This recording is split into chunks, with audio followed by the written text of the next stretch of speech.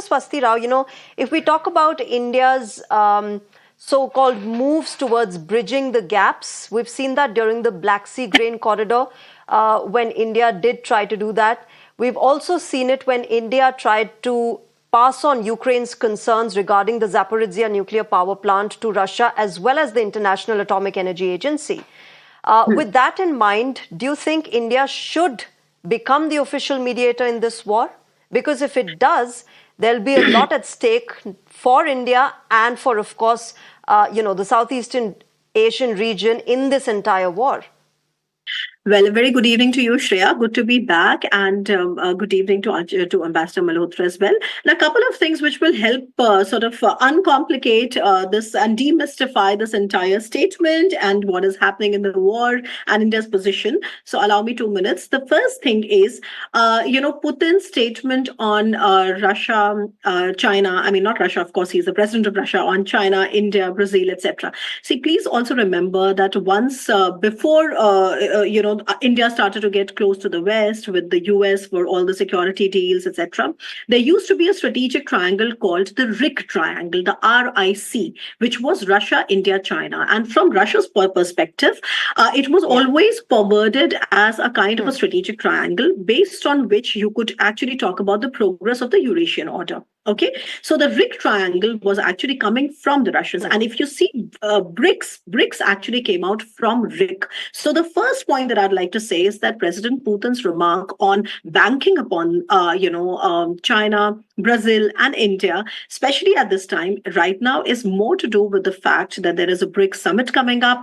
And perhaps it is President Putin's way of trying to sort of, remind all these partners about where they actually come from, what was their geopolitical role, etc.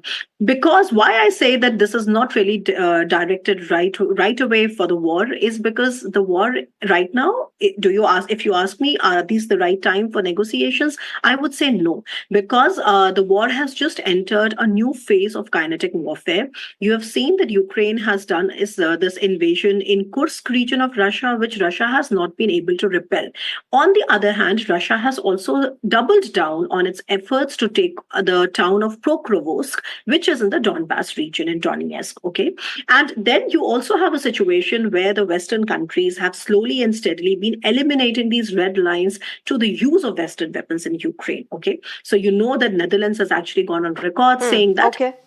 Our F-16s our F-16s can go anywhere, can hit anywhere. You have Poland saying that if there are Russian missiles flying or drones flying over the skies of Poland, or that way they would be shooting them down, or even over Ukraine. So Poland considers it's its own responsibility. So what I'm trying to say is that all these facts apart, is this the right time for the negotiations to work? I do not think so. So in that regard, if to the small question that should India be the mediator right now, I don't think there is any plan. But again, the third thing is that please also acknowledge that peace building in Ukraine is an evolving process. If you look at the 4 collaborative peace summits that have happened, starting from Copenhagen to Jeddah, then Malta, and then Switzerland, because everybody usually only talks about Switzerland. But the point that I'm trying to make is that as a parallel development, these things have happened.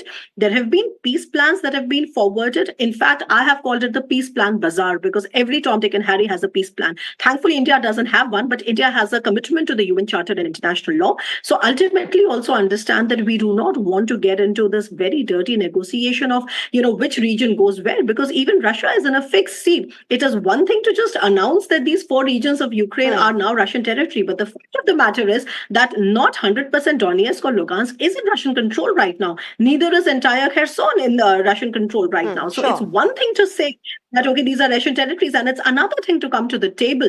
I think what we intend to do here is that, of course, the first fact is very, very clear, which is about India's credibility. I think everybody understands that India is the true credible player when it comes to, speaking to both the warring sides. And that is perhaps what is also meant when the MEA said that India is looking forward to innovative solutions. So I think none of these options is off the table.